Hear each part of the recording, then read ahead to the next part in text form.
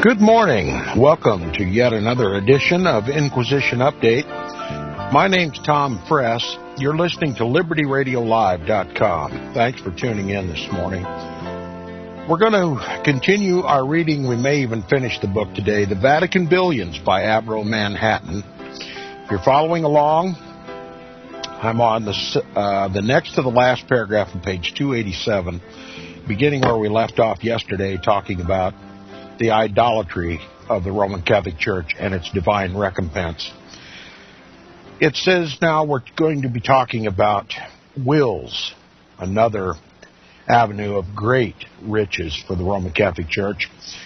It says the believers are apt to remember the Roman Catholic Church in their wills, so that very often monasteries, convents, and other church institutions become the beneficiaries of small as well as large legacies, large or small real estates, lands, bonds, and shares.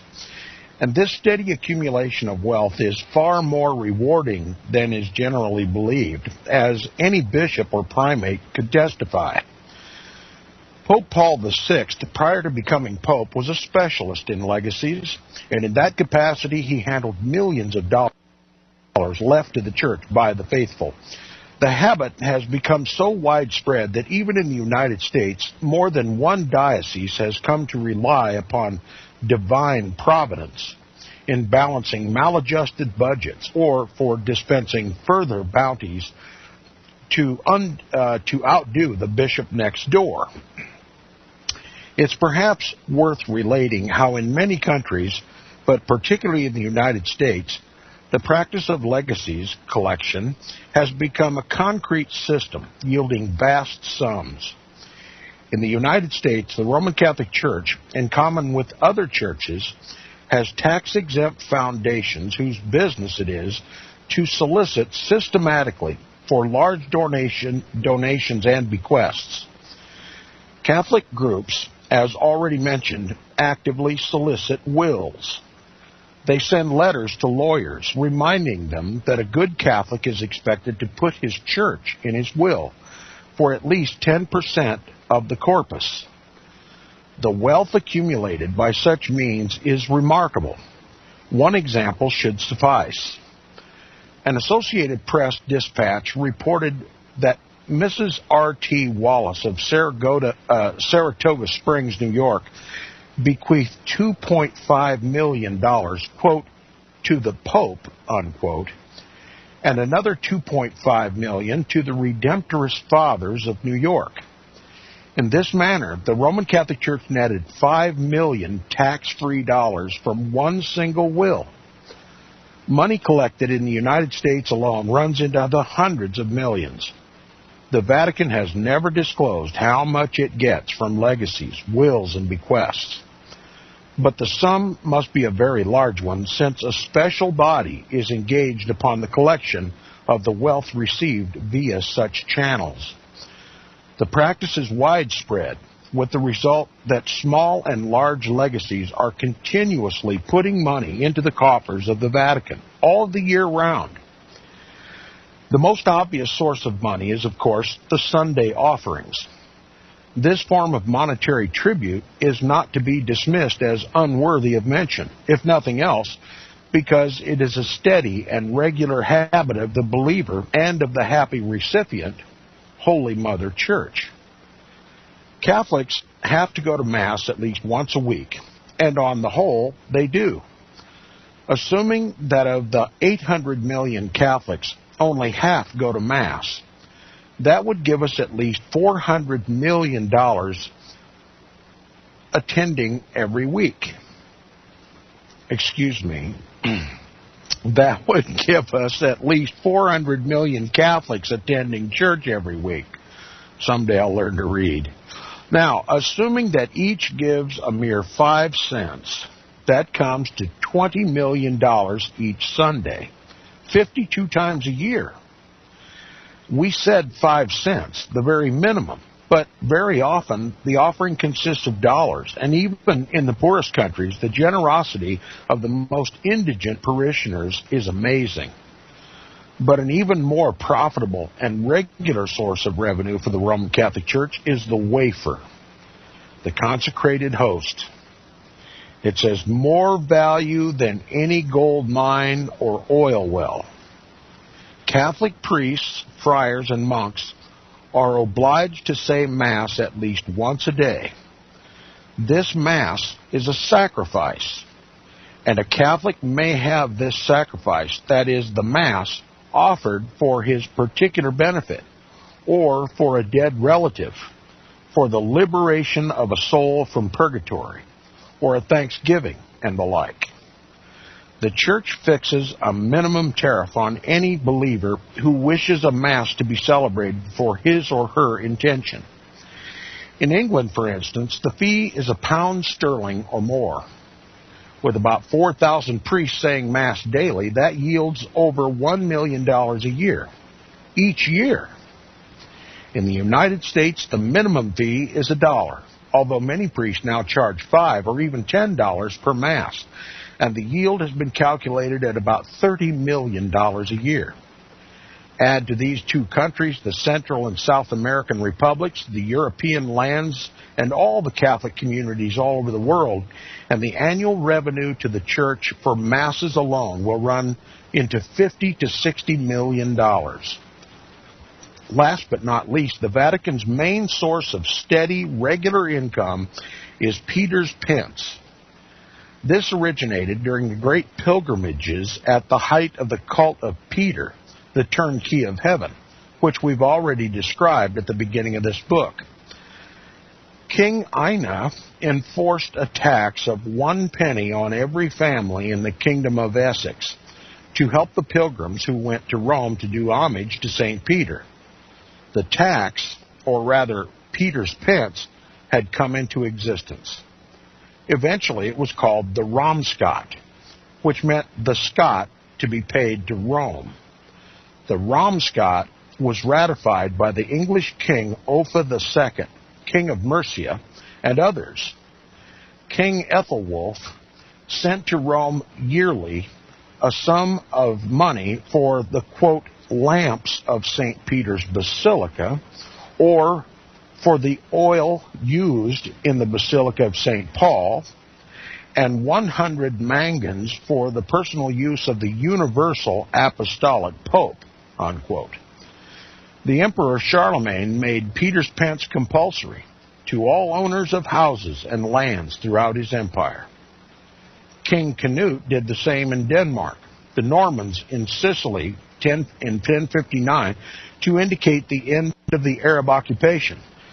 It was introduced in Spain in 1073, in Croatia and Dalmatia in 1076, in Bohemia in 1075, in Portugal in 1144.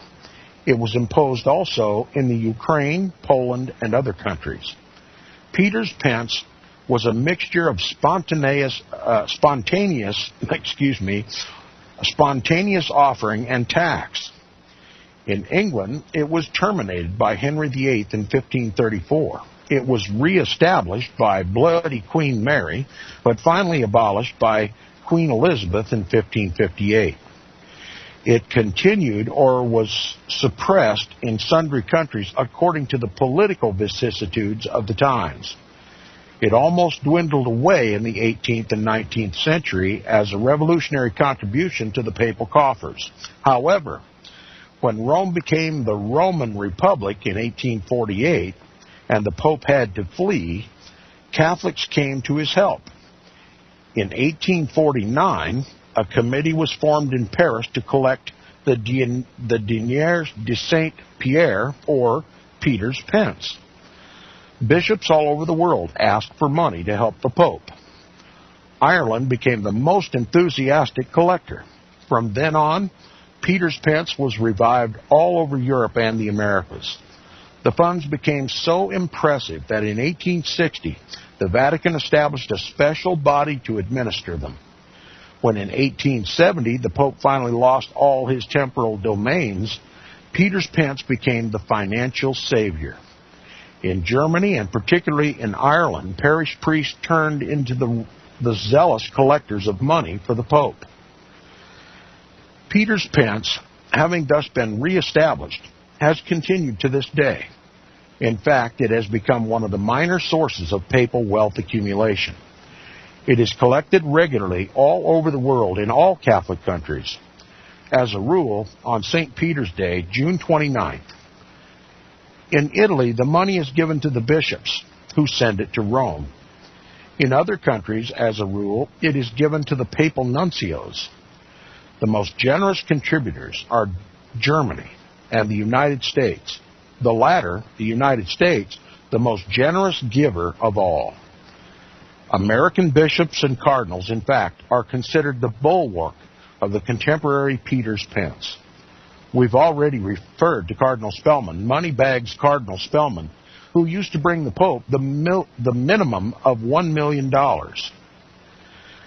Various estimates have been made of the total Peter's pence, but the Vatican has never given even a hint of it. The present writer, Avro Manhattan, however, has estimated by a simple arithmetical calculation that the sum runs into millions.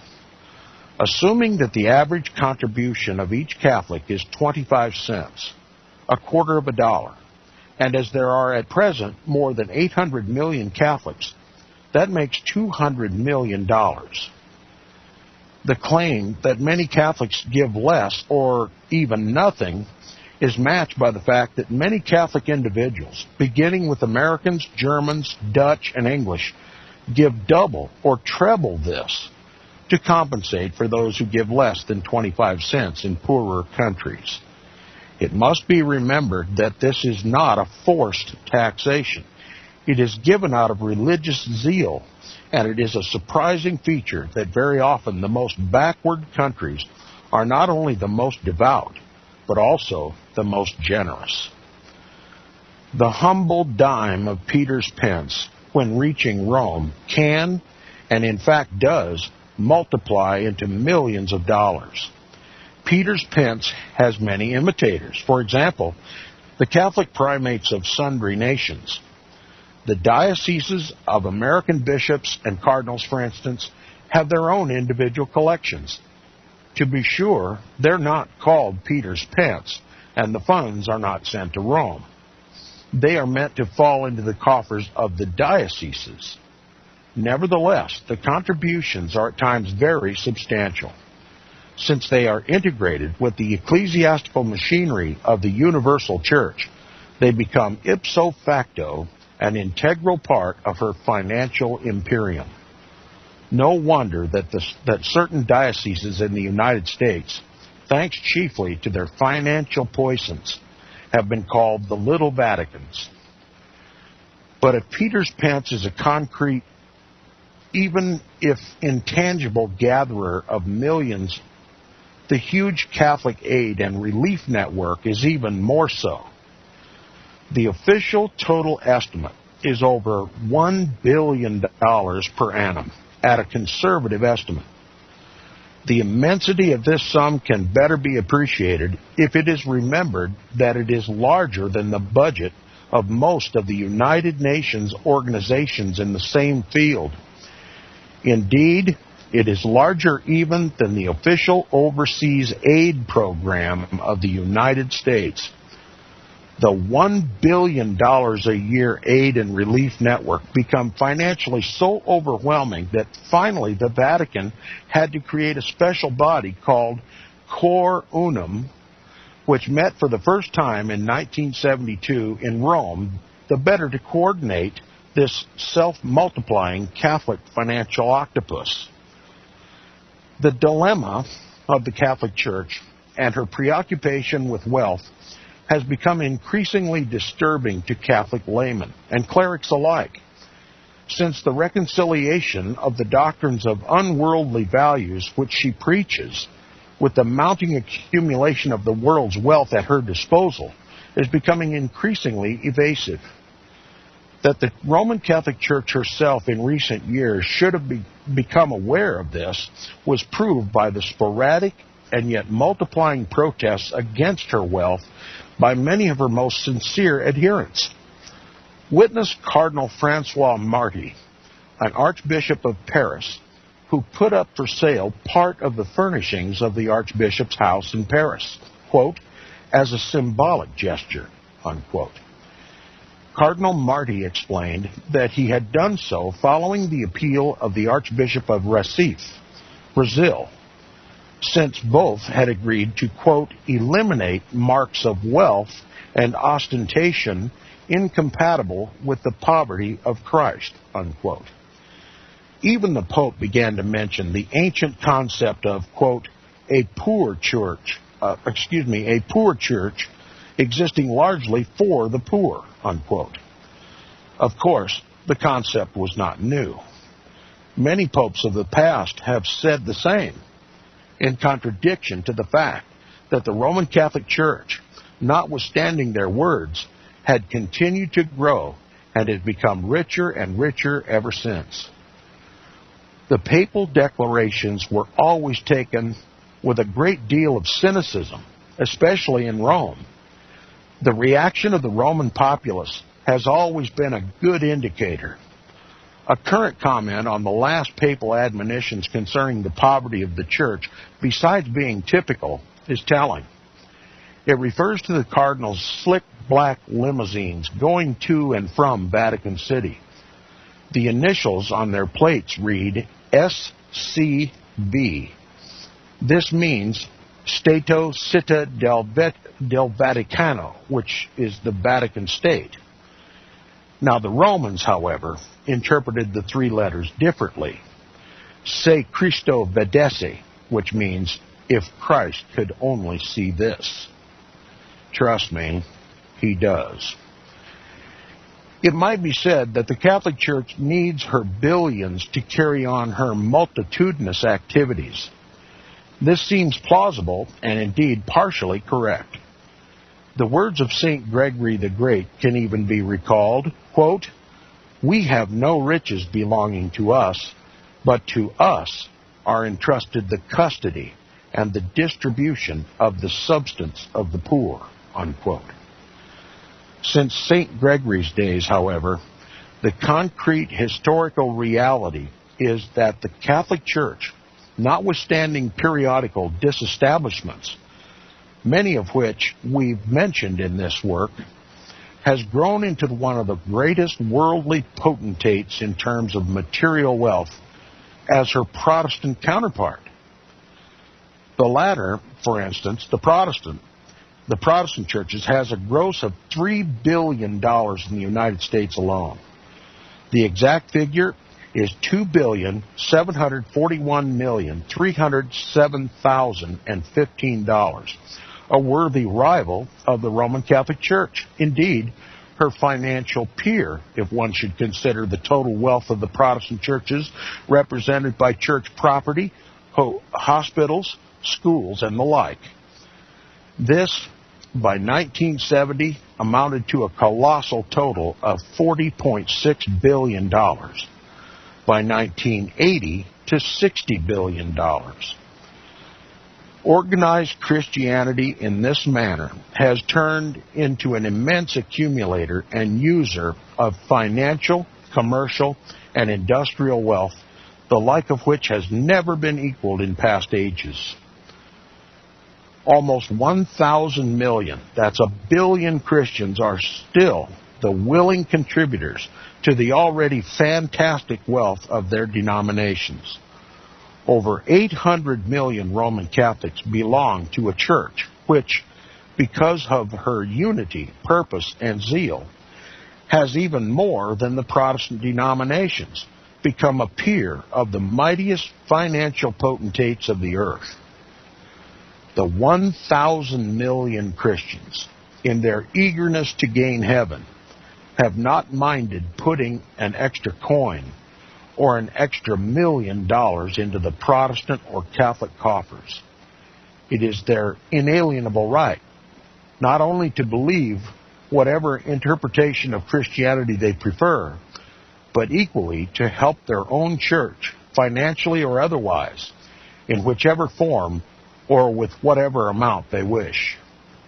The question which Protestants and Catholics alike should begin to ask themselves with mounting urgency, however, in view of the global tremors at present shaking contemporary society, is a very pertinent one. what would Christ do with all such colossal ecclesiastical accumulation of wealth?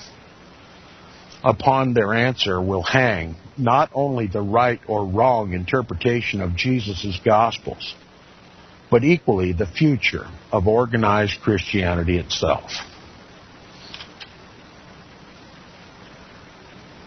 Chapter 36 of the book is entitled Arbiter of the Western World.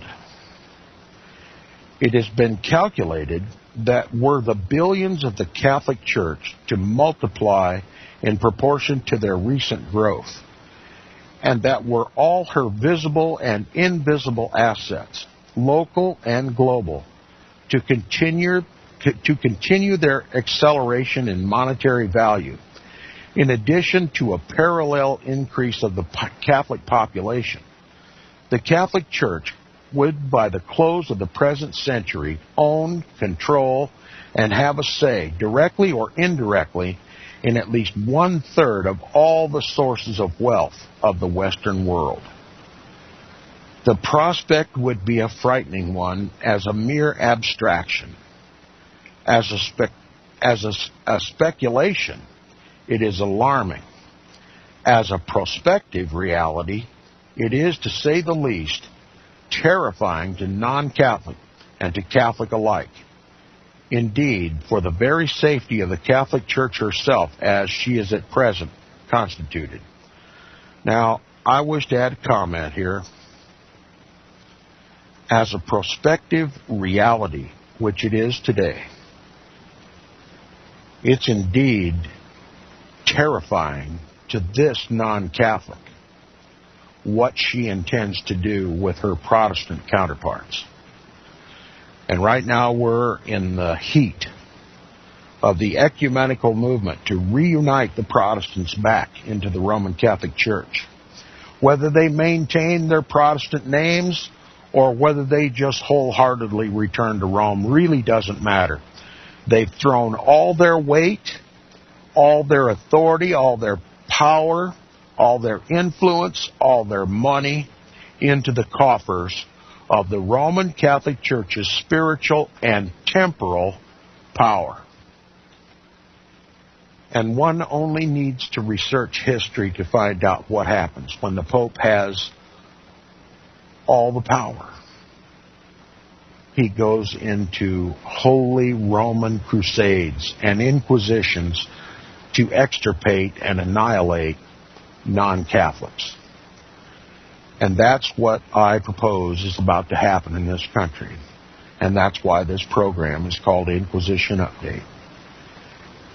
And that's why I spend a better portion of my day and night telling people about the power and the influence of the Roman Catholic Church in the United States and the world, and reminding them of the history that they've never been taught, Rome's bloody counter-Reformation history, and let my listeners do the math. And I hope and pray that this coming reality, which I believe has already started, this Holy Roman Inquisition against all opposition in this country, will inspire my listeners to seek Christ and His salvation, His redemption, and His protection in this coming bloody Inquisition that's coming to the United States. The author is going to continue now to paint a picture that appears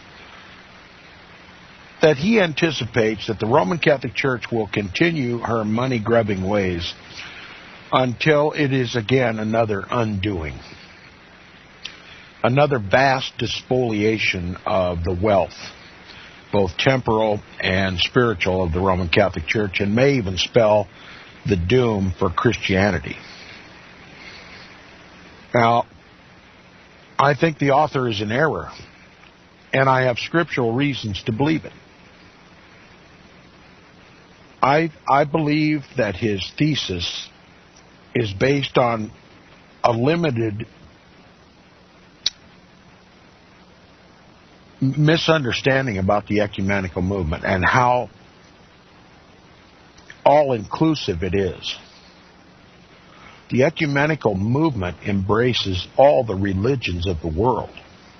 And the source of this ecumenical unity and peace of all the religions of the world is the Vatican.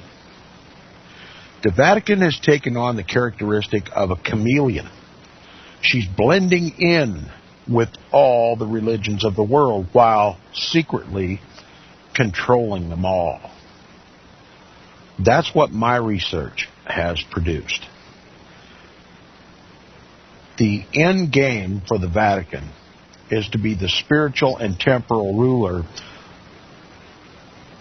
accepted by the masses of all religions.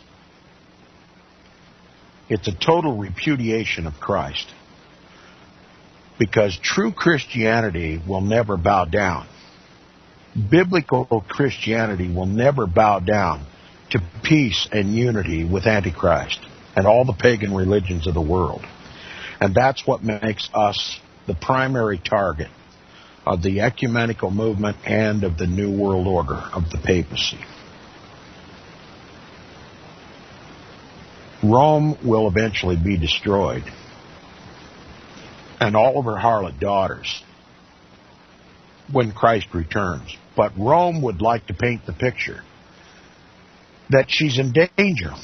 And Avro Manhattan would like to paint the picture that Christianity, Catholicism, is in danger. And the current hysteria in all the mass media and most of the alternative media is that if Christianity, all the Christian denominations, if they do not unite to confront this united so-called Muslim threat, that in 50 years, due to demographics alone, since Muslims are reproducing so much faster than the Christian nations are, that Islam will eventually destroy Christianity together, and the world will be under Sharia law. We know that that's not what's going to happen. If we read and understand our scriptures, we understand that the Vatican is the head of this. And it's merely an effort to exterminate those sects of the Muslim faith, the Islamic faith, that too will not bow down to the papacy. And when they've been extirpated, the Protestants will follow. That's the goal, an ecumenical peace. And the Bible says he will destroy by peace. He will destroy many. And I believe it's speaking of this global ecumenical movement of the Pope. By peace, he will destroy many. That's what the ecumenical movement is. Peace and unity among all religions. And that's a direct repudiation of the exclusivity of Christ. Now, I'll continue reading. It says, the process is inevitable, because all the characteristics of past days remain with us, with one new and fearsome feature, their immense acceleration. For whereas in the past the accumulation of wealth of the Roman Catholic Church, no matter how large, was limited to the confines of one single nation or group of nations, it now straddles the hemispheres and embraces the two most progressive, vital, energetic, and wealthiest continents on the earth, Europe and the Americas. Her steady accumulation of temporal riches, besides corrupting her, has always brought her to inevitable disaster. We have seen examples of this in earlier pages. Once she became a temporal power by means of Pepin's gifts of Rome and central Italy, the Papal States, the Church went through the most reprehensible period in her history. We're talking about the Inquisitions. And it says some of her pontiffs were the most gross and execrable villains of an already villainous era. This because most of them wanted Peter's throne not only to rule the church, but also to transform themselves into earthly kings. That is, to exercise temporal dominion, to use temporal riches, and thus to be led astray by temporal wealth. I might interject at this point, it was a temporal kingdom that Satan offered Christ during his 40 days of temptation in the desert. He said, look at all the kingdoms of the world. If you will just bow down and worship me, I'll give you all these kingdoms. Christ refused that offer because it's not an earthly kingdom that he seeks. It is a heavenly one, wherein dwelleth righteousness. But Satan has made that offer to another man. And that man is given his power and seat and great authority by the dragon, by Satan himself. It is the papacy.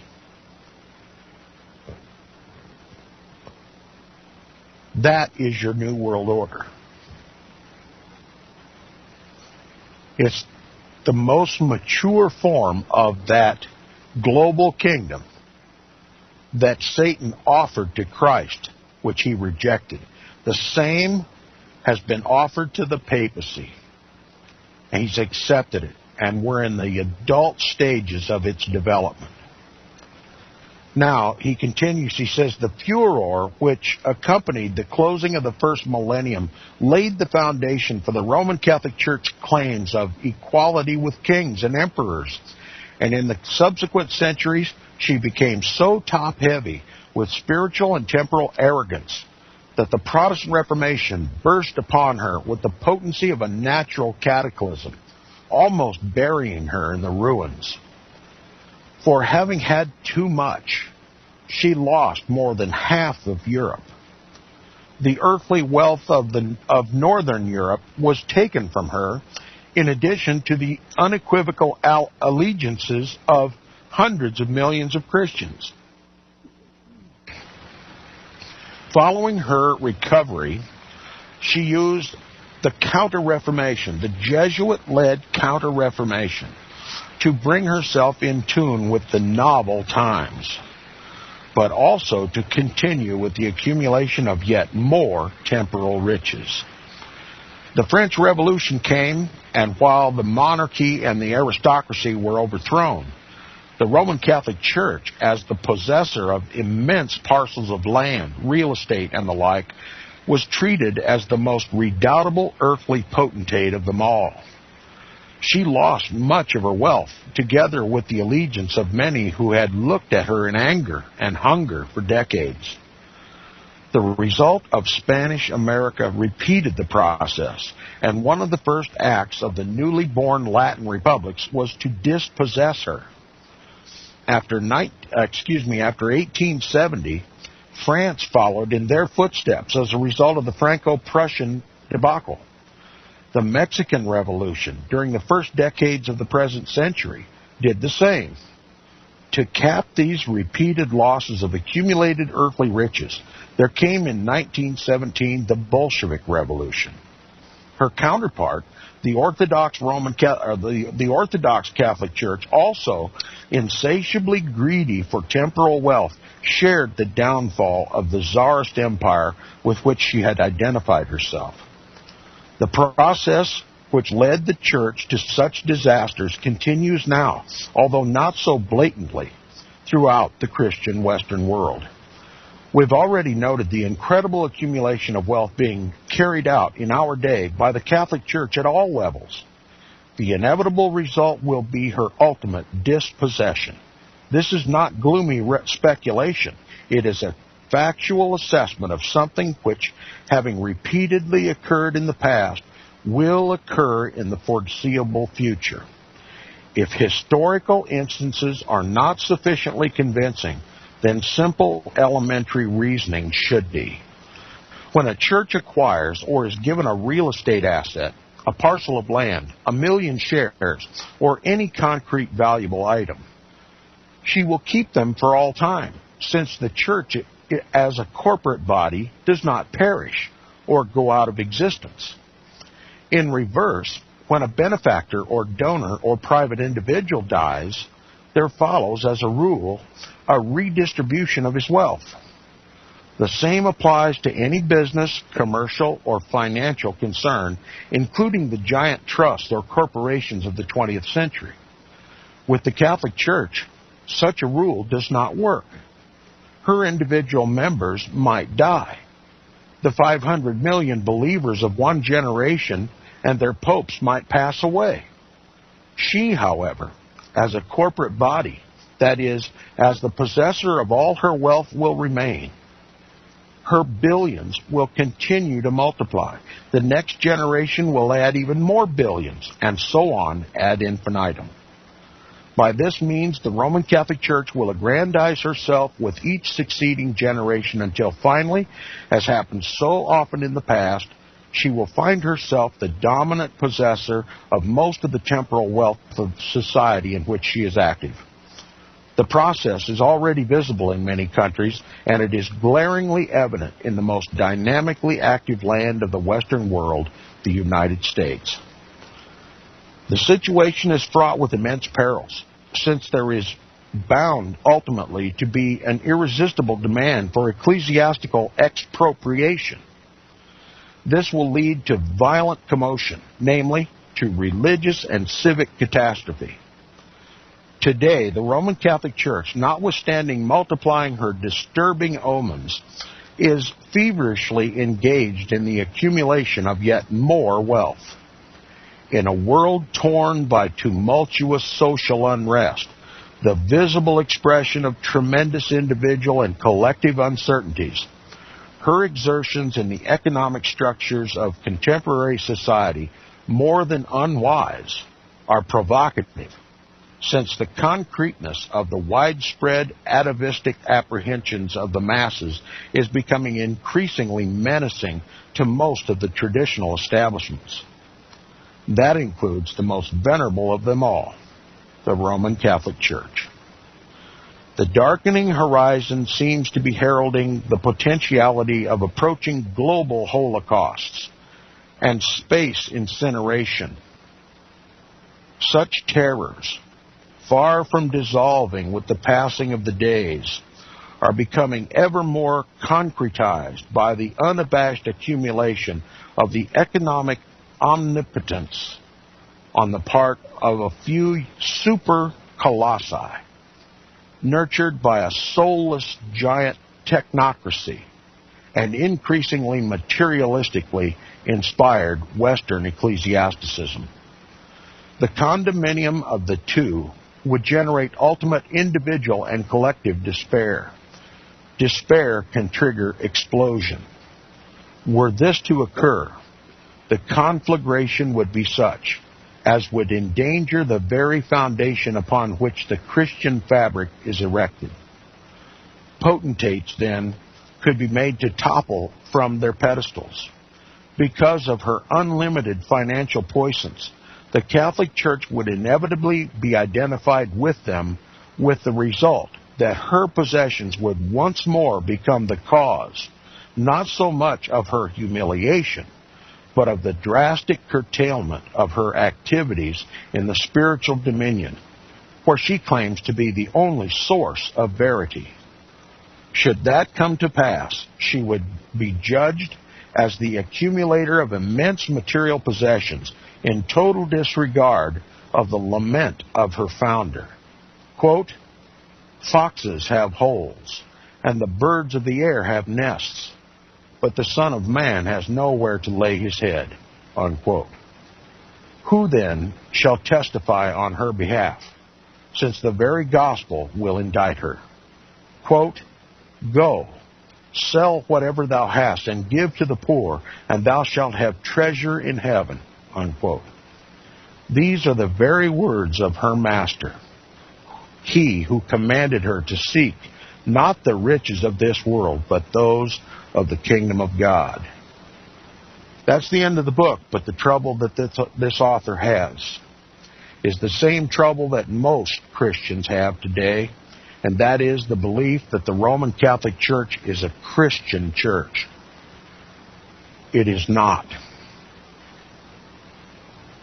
It is the church of Antichrist. It is that woman who rides and controls the sinful scarlet-colored beast, the bloody scarlet-colored beast of Revelation chapter 17.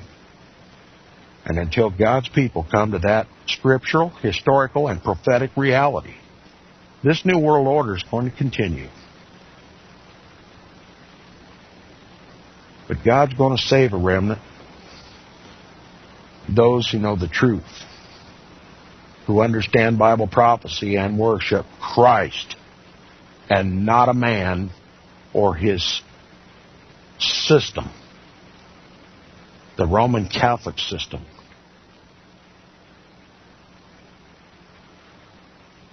I hope you enjoyed this book. On the back cover, the author says, "Who is the richest, most powerful man on earth?" The Vatican Billions describes an amazing 2,000 years of wealth accumulation and pursuit of power by the Roman Catholic religious machine.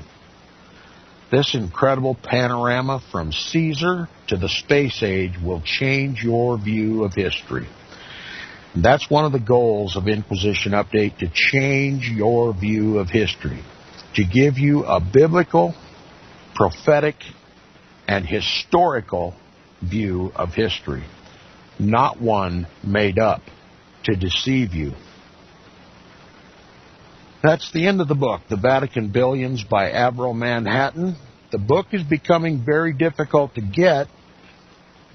I understand that it's out of print, and I happened to come across this copy on eBay, and I got it for just a few dollars. The book normally runs anywhere between $20 and $40 if you can get a copy of it. Read it for yourself with the Bible beside it. And prepare your heart, prepare your family for what Rome has in store for this country. Make your peace with Christ and renounce Antichrist.